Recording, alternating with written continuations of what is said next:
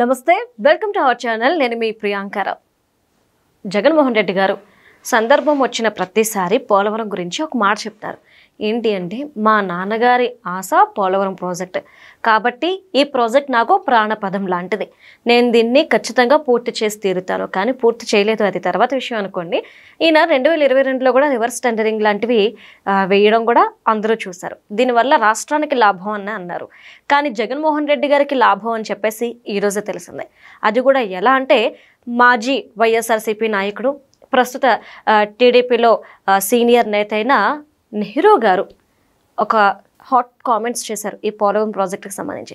మరి వాటిని ఎలా చూడాలి, అసలు ఏం చెప్పారు ఆయన, అలానే పార్టీ దీని మీద ఎలా స్పందిస్తుంది అనేది ఈ వీడియోలో తెలుసుకుందాం. దీని గురించి మనతో మాట్లాడడానికి senior journalist doctor Durga Vadlamani గారు ఉన్నారు. ఆవిడతో మాట్లాడతాం.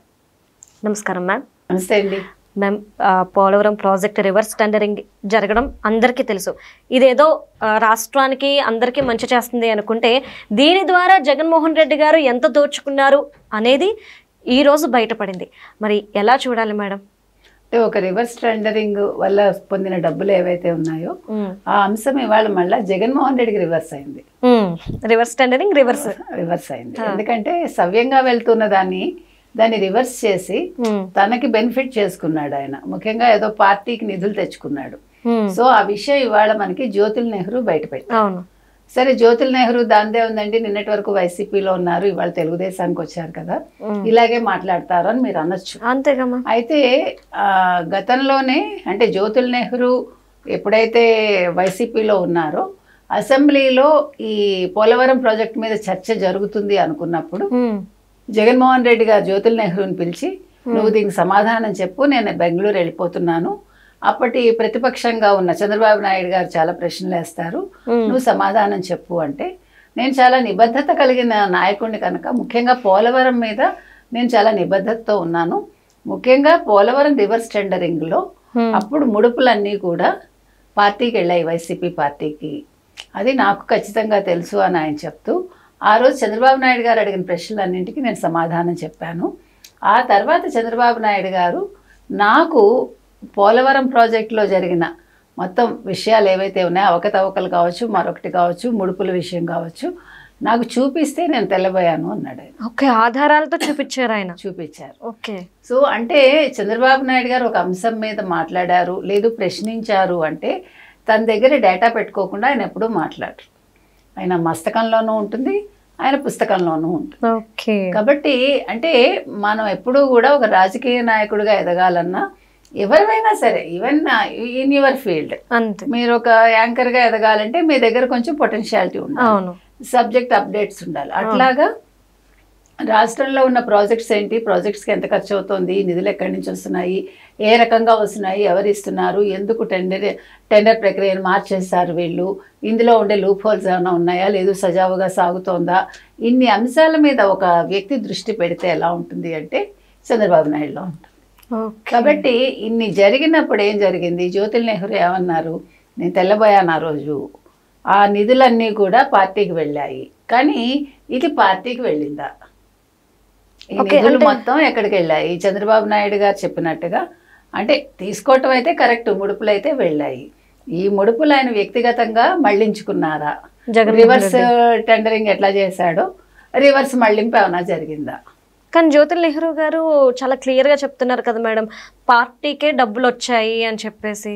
అవును, ఇప్పుడు మీకు తెలుసు, ఇప్పుడు మీరే జ్యోతుల్ నెహ్రూ అనుకుందాం, మీకేం తెలుస్తుంది, పార్టీలోకి వెళ్ళాయని మీరు అనుకుంటారు అంతే, కానీ తర్వాత ఎక్కడికి వెళ్ళిందో మీకు తెలుస్తుందా? అందుకనే జగన్మోహన్ రెడ్డి గారు పార్టీలో డబ్బులు లేవు అనేసి అంటారు. ఎప్పుడు చెప్తారు కదా పాపం, అంటే ఆయన చాలా అమాయకుడు, చాలా పేదవాడు, చాలా నిజాయితీ పరుడు ఆయన జగన్మోహన్ రెడ్డి గారు, పార్టీకి ఫండ్ లేదు, కానీ ఫండ్లు వస్తాయి, ఫండ్స్ వచ్చిన ఫండ్స్ ఏం చేస్తాడు ఆయన పాపం, రివర్స్ చేసుకుంటూ ఉంటాడు. మీకే అర్థమైంది కదా, మీరే చెప్తున్నారు కదా, అంటే జ్యోతుల్ నెహ్రూకి ఇంకా ఈ తత్వం అర్థం కాలేదనుకుంటా, అంటే ఆయన కొంచెం అమాయకంగా వెనకబడ్డాడు ఆయన. లేకపోతే పార్టీ నిధులు ఏమయ్యాయి, నిధులు ఎందుకు లేవు, ఇప్పుడు ఎలక్షన్స్ కి డబ్బులు వాళ్ళు ఏమైనా పార్టీ నిధుల్లోంచి ఖర్చు పెట్టారా? లేదుగా. ఒక్కొక్క క్యాండిడేట్ దగ్గర నుంచి 40 to 50 కోట్లు తీసుకున్నారు. తర్వాత మళ్ళీ మీకు ఎలక్షన్ ఖర్చులు కానీ వాళ్ళు ఈ మద్యం కుంభకోణంలో వచ్చిన డబ్బంతా హైదరాబాద్ నుంచి మీకు తెలుసు, ఒక తాడేపల్లిలో ఒక డెన్లో పెట్టి తర్వాత కొంత డబ్బు మీకు తెలుసు అట్టపెట్టెల్లో కావచ్చు, లేదా గోను సంచుల్లో కావచ్చు, మళ్ళీ తిరుపతి వెళ్ళింది. తర్వాత మీరు ఒక వీడియో కూడా చూసారు, వీళ్ళకి 5 కోట్లు వాళ్ళకి 10 కోట్లు ఒక ఏమంటారు వేలం వేస్తారు చూడండి, అలా వేలం వేశారు మార్కెట్లో, అంటే యాడ్స్ లో వేలం వేస్తారు. సో ఆ డబ్బులు అట్లా మళ్ళీ వాళ్ళకి ఇచ్చారు. అంటే మీ దగ్గర 40 కోట్లు తీసుకుని మీ ఖర్చులకు ఒక 3 కోట్లు 5 కోట్లు అట్లా ఇచ్చారు మీకు. అవన్నీ మద్యం కుంభకోణంలో వచ్చిన ఆ డబ్బు. కాబట్టి పార్టీ ఫండ్ ఎక్కడ ముట్టుకోలేదు మీకు, అది నేను చెప్తున్నా. సో ఇంకొక విషయం మీకు గుర్తుంటే కనుకైతే ఎలక్షన్స్ ముందు కేంద్ర మంత్రి వైజాగ్లో మాట్లాడుతూ పోలవరానికి మేము 15,000 కోట్లు ఇచ్చాము, దాన్ని జగన్మోహన్ రెడ్డి మొత్తం అవినీతి చేశాడు ఆయన చెప్పాడన్నమాట. మీకు గుర్తుంటే కనుకైతే 24 ఎలక్షన్స్కి ముందు వైజాగ్లో జరిగిన మీటింగ్లో ఆయన వైసీపీ చేసిన మొత్తం ఇవన్నీ అవినీతి పనులన్నీ చెప్పుకొస్తూ పోలవరం ప్రాజెక్టులో అవినీతి చేశాడు అని చెప్పి ఆయన చెప్పడం జరిగింది. కాబట్టి కేంద్ర మంత్రి చెప్పాడు. అప్పుడు అంతవరకు బీజేపీ తోటి కలిసే ఉన్నారు వైసీపీ. ఎలక్షన్స్ ముందు ఐఎమ్ టాకింగ్ అబౌట్. కొన్ని ఎలక్షన్స్ తర్వాత మాట్లాడితే మీరు అనొచ్చు ఏమంటే వీళ్ళు కూటమిలో ఉన్నారండి అందుకని మాట్లాడాడని. వాళ్ళు కూటమిలో అప్పుడే వస్తున్నారు ఇంకా కూటమికి. ఈవెన్ ఎలక్షన్ రిజల్ట్ వచ్చాక కూడా బీజేపీ పూర్తిగా కూటమిలో ఉందా లేదా అని సందిగ్ధావస్థలోనే అందరూ ఉన్నారు కదా. కాబట్టి ఆయన ఆ రోజు చెప్పిన మాట చాలా వ్యాలిడ్ అది. కాబట్టి ఇవాళ మొత్తం ఈ పోలవరం టెండరింగ్ కావచ్చు, లేకపోతే Polavaram reverse tendering I'm talking about, మొత్తం ఈ అంశాల్లో ఇవాళ జ్యోతుల్ నెహ్రూ చెప్పినట్టుగా దీని మీద విచారణ జరగాలి. ఇప్పుడు అనిల్ కుమార్ యాదవ్ దీని మీద మాట్లాడాలి. తర్వాత రోడ్ బండ్ కూడా అప్పుడు కొట్టుకుపోయింది మీకు గుర్తుంటే కనుకైతే. తర్వాత వీళ్ళు ఒక టెంపరీగా ఒక గేటు పెట్టి ఆ గేటు కూడా కొట్టుకుని వెళ్ళిపోయి అసలు ఎన్ని రకాలండి బాబు నాటకాలు ఆడేవాళ్ళు. అంటే అంబటి రాంబాబు గారు అదే వస్తున్నా, ఆయన దగ్గరికి వస్తున్నా, నాకే అర్థం కాలేదు పోలవరం గురించి. సో అంబటి రాంబాబు గారు కూడా అన్నారు కదా అసలు పోలవరమే నాకు అర్థం కాలేదు, కాపర్ డ్యామ్ గురించి నాకు అసలు తెలియదు, తర్వాత చంద్రబాబు నాయుడు గారికి ఏం తెలుస్తుంది అని. అంటే నేను తెలివి తక్కువని అయితే అవుతాను, మీరు తెలివి తక్కువ నేను ఎలా చెప్తాను నాకు బరలేకపోతే. అంటే మ్యామ్ నాకు ఇక్కడ చిన్న డౌట్ ఏంటి అంటే ఆయన ప్రతి సందర్భంలో జగన్మోహన్ రెడ్డి గారు మా నాన్నగారికి పోలవరం ప్రాజెక్టుతో అనుబంధం ఉంది, నాకు మా తండ్రి అంటే గౌరవం, అందులోనే పోలవరం ప్రాజెక్ట్ కూడా నాకు ఎంతో ప్రాణపదం అని చెప్పి అంటాడు. మరి అంత ప్రాణపదమైన ప్రాజెక్టులో డబ్బులు కొట్టేయాలి దోచుకోవాలి అనే ఆలోచన ఎలా వచ్చింది మ్యామ్ అసలు? మరి తండ్రి చచ్చిపోతే సంతకాల సేకరణ ఎందుకు చేశాడు? మరి ప్రాణప్రదం అయిన తండ్రిని అక్కడ శవాన్ని పెట్టి మరి అదే ప్రాణప్రదం అంటే. ఓకే మీకు అర్థమైందా? మీ వల్ల నాకు ఒక బెనిఫిట్ ఉందంటే మీరు ప్రాణప్రదమైన వ్యక్తే కదా. నిజమేగా మరి మీరు అర్థం చేసుకోవాలి. జగన్మోహన్ రెడ్డి ఒక మాట మాట్లాడారంటే దాని వెనకాల చాలా కాదు చాలా లోతైన అర్థం ఉంటుంది. అంటే అంటే ఇప్పుడు ఇంకొకటి మీరు అన్నారు కదా పోలవరం మా నాన్నగారికి ఇష్టం, నాకు కూడా చాలా ఇష్టం, నేను చాలా ప్రాణప్రదం నాకని.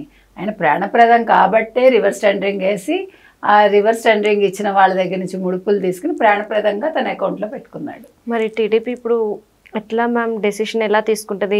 అసెంబ్లీ నడుస్తుంది కదా నెక్స్ట్ దాని మీద ఆడుకుంటుంది. నెక్స్ట్ హాట్ టాపిక్ కానీ రాడు కదా ఇప్పుడు జగన్మోహన్ రెడ్డి రాడు పాపం. దీపావళి చేసుకున్నాడు నిన్ననే, ఇంకా చిన్నవాడు కదా పాపం చేసుకుంటున్నాడు.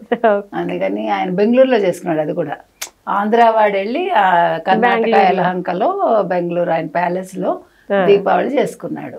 అంటే ఆయన ఏమైనా చేయొచ్చు, మీరు ప్రశ్నించకూడదు. కానీ చంద్రబాబు నాయుడు గారిని ప్రశ్నిస్తాడు. కాబట్టి ఆయన యలహంక నుంచి రావడం కుదరదు, బికాస్ మీరు కేబినెట్ హోదా ఇవ్వలేదు ఆయనకి, ప్రతిపక్ష నేత హోదా ఇవ్వలేదు. కాబట్టి ఆయన రారు, ఆయన తరఫున కూడా ఎవరు రారు. కాకపోతే దీని మీద లోతుగా వీళ్ళు మాత్రం డిస్కస్ చేసి అసలైన దొంగను పట్టుకుని ఈ విషయంలో కూడా అంటే జగన్మోహన్ రెడ్డి మీద ఇంకో కేసు నమోదయ్యేలాగా చేయాలి. Okay right, thank you so much. Thank you.